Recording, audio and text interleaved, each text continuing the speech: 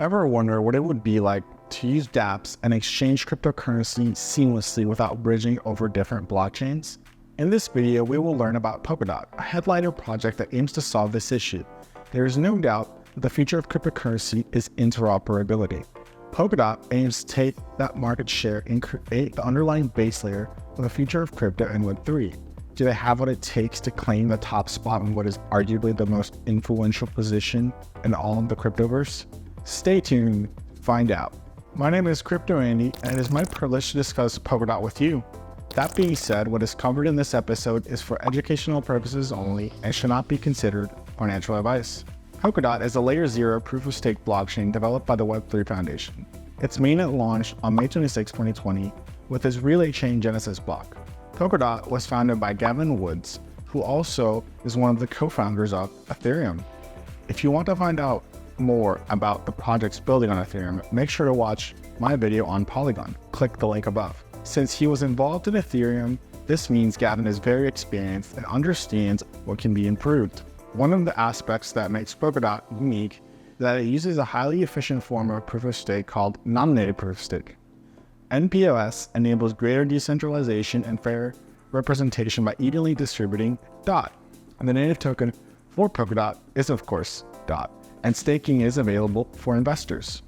Now that we have covered some of its main points, let's jump right into discussing DOT's tokenomics. That way, we can begin to gauge its investment potential.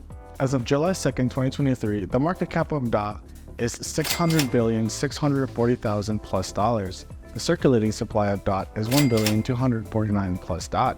The total supply of the DOT token is $1,330,156,286 DOT. There is no max supply of the DOT token. However, DOT is expected to reach 1.5 billion tokens in 2025. DOT's all-time high came in at $55 in November of 2021. The ICO took place on October 15, 2017 and ran until October 27, 2017. The initial token distribution of DOT was as follows. 30% was given to Web3 Foundation, 11.6% was saved for future sales, 3.4% was sold in a private sale, 5% was allocated to SAFT investors, and 50% was auctioned off.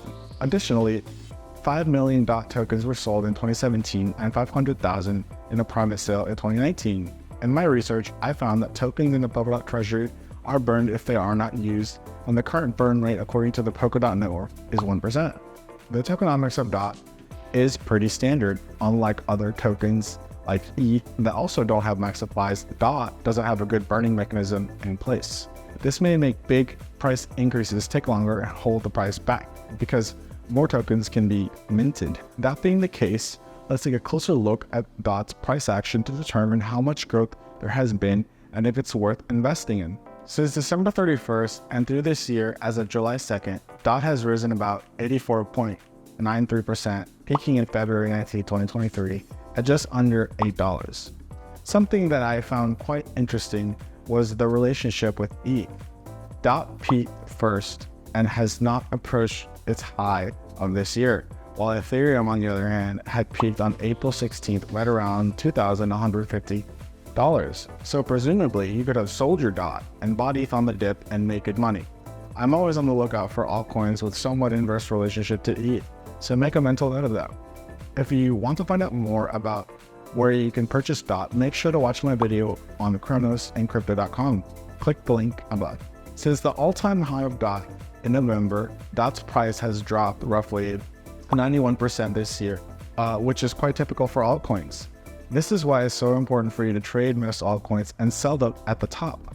If you want to learn on how to trade using a system with rules, click on the link above. Watch my video on using a trading system. The biggest, most important projects that use DOT are Kusama, a pre-production environment for Polkadot, Akala Network, a DeFi smart contract protocol, ChainX, a bridge, and Edgeware, a smart contract protocol. Typically at this point, I am looking for a total value locked on DeFi Llama. What I found is that Anchor, a liquid staking protocol, has the highest amount of total value locked. This may be due to DOT's layer 0 approach, and is a good segue into explaining DOT's technology and vision. Polkadot's vision is to provide bedrock layer structure, aka a chain of chains. What I mean by this is that Polkadot creates relay chains upon which large validators and data structures can operate. Polkadot wants to bring all blockchains onto their platform and be the bridge that connects them all. Underlying mechanisms, as mentioned, are the relay chain.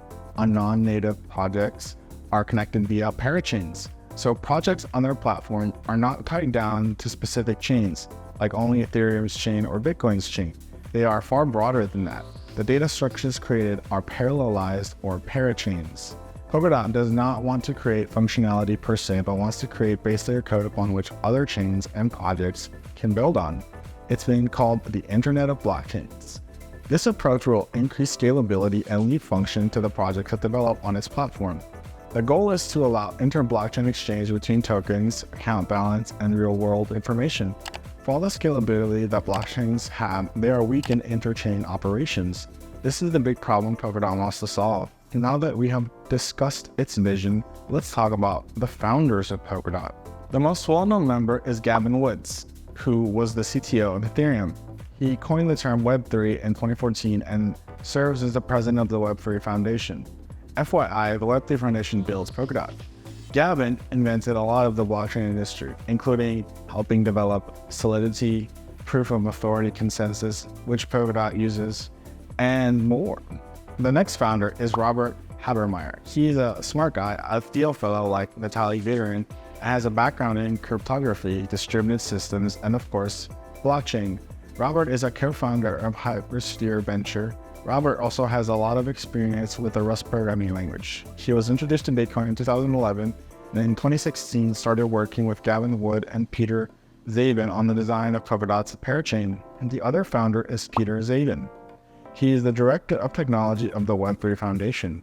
He has a master's in engineering from Oxford. He has an eclectic career and has worked in defense, finance, and data analytics, working with mesh networks, pricing models, machine learning, and business development.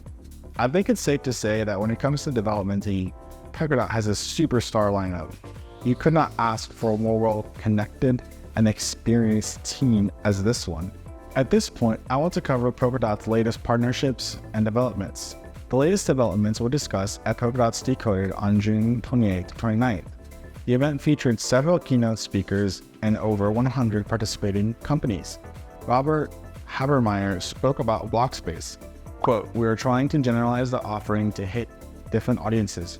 For a bootstrap startup, this would be as easy as writing code, deploy, and go. You shouldn't be paying for Blockspace you aren't using, but you should be able to scale up and boost." End quote. This coincides with the expected launch of on-demand parachains on the near-term roadmap. Keep an eye on this, as this launch could signal a spike in DOT's price action. Gavin Wood also spoke about this vision for Polkadot. Quote, "Polkadot should be an integrated system, a single computer on which many applications run." End quote. This new direction could evolve Polkadot away from its current reliance on parachain slot auctions and offer other ways to connect to the network. Wood also spoke about Accords, a model for creating opt agreements for entities like decentralized exchanges, spanning multiple chains, offering more secure and seamless user experiences. This really built on the vision of a layer zero platform where projects on different chains could truly be integrated with one another. Another noteworthy event was OpenZeppelin, a leading blockchain security company. It announced it would soon open discussions with Polkadot community to facilitate Blockspace, and the VP of Security Services said the future economy is multi-chain and Polkadot is best positioned to realize this future. If you did not know, OpenZeppelin is used in 99% of the leading 100 DeFi protocols. If you like privacy, make sure to watch my video on Dero on the world's most secure blockchain. Click the link above. On the gaming front, Mythical Games founder John Linden is moving his chain to the Polkadot platform. Mythic Games has the third largest chain in terms of digital assets, and they are bringing that to the Polkadot network. Also, Polkadot parachain KLT is partnering with Deloitte and Polemic to bring KYC to global fundraising of digital assets. EnergyWeb, the world's largest ecosystem of companies using open source decentralized technologies to accelerate energy transition, announced it's coming to Polkadot in partnership with Deloitte. Now that we have covered all of this bullish news, let's talk about the competition. There are some strong competitors out there for the layer 0 space. I will briefly cover the top 2 contenders. First off is Cosmos. With its native Atom token, Cosmos is a proof-of-stake blockchain with the goal of creating an internet blockchain by creating independent distributed ledgers.